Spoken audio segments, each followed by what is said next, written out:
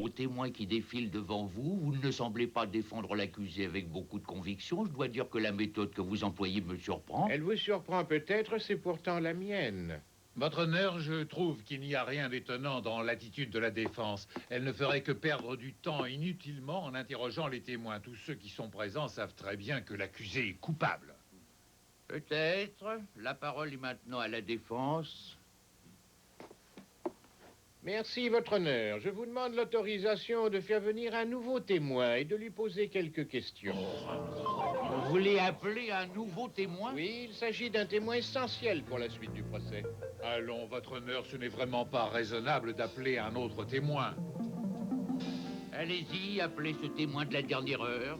Merci. J'appelle Thomas Sawyer. Thomas Sawyer. Tom, tu es là? Oui. Approche, Tom, approche, s'il te plaît.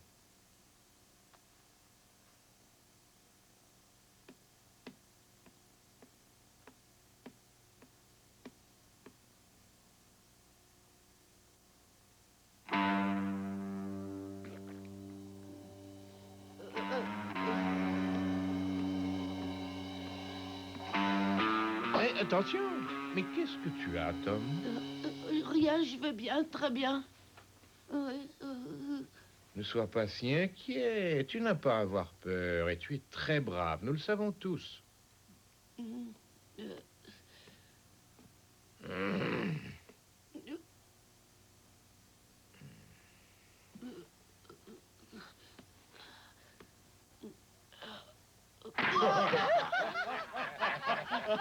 Mais qu'est-ce que Tom vient faire? Qu'est-ce qu'il va raconter? Vous le verrez bientôt.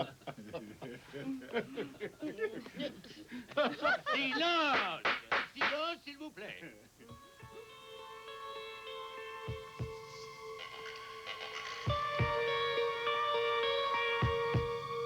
Le procès n'est pas encore fini? Non, mais ça sera pas long.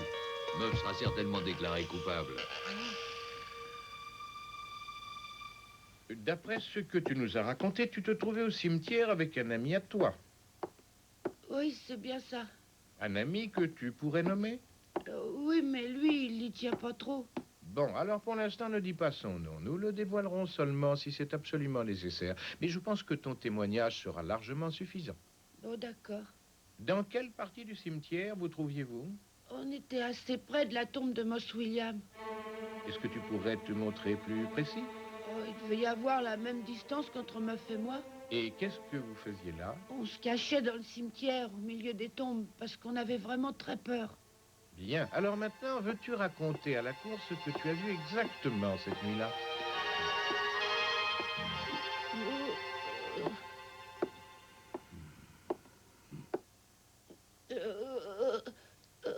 Tom.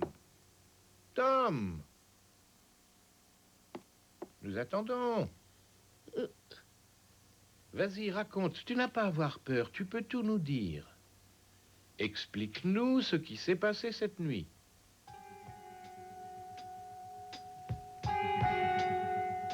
Bon, très bien. On avait peur avec mon ami parce qu'on croyait qu'il y avait des fantômes qui rôdaient autour du cimetière. Et on a vu plus tard que c'était Meuf, Joe l'Indien et le docteur Robinson. Meuf s'est battue avec le docteur Robinson. Le docteur l'a assommé en lui tapant dessus avec une croix. Mais Joe l'Indien, qui avait ramassé le couteau de Meuf, s'est approché du docteur et lui a enfoncé le couteau dans la poitrine. Voilà comment ça s'est passé. Meuf n'a pas pu tuer le docteur Robinson. Il était par terre, complètement inconscient. Oh, ben non, mais alors, qu'est-ce qu'il raconte là? Incroyable, c'est incroyable. Il avait l'air content.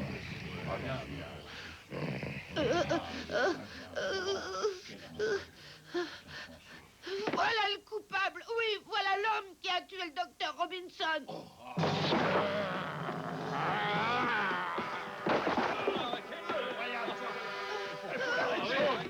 Joe!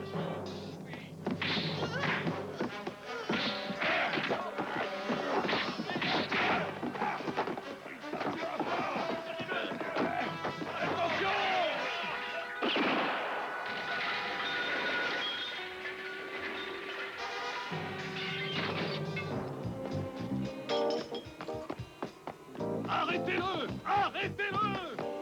Oh! Mais bon sang, comment est-ce qu'il a pu s'enfuir? Il faut l'arrêter! Arrêtez-le!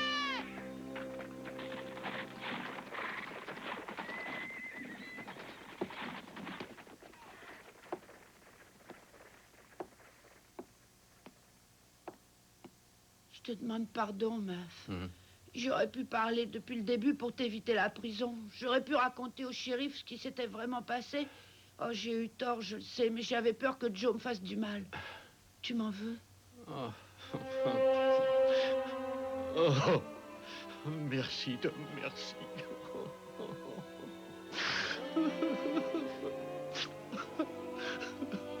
Comment est-ce que je pourrais t'en vouloir?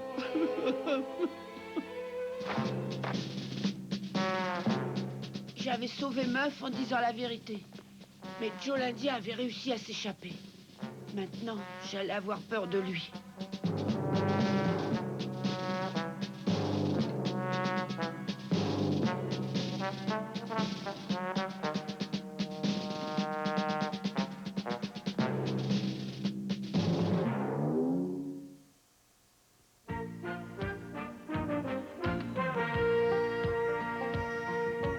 Oh, comme trois pommes, Tom Sawyer est un joyeux garçon qui n'aime pas l'école et préfère pêcher les poissons.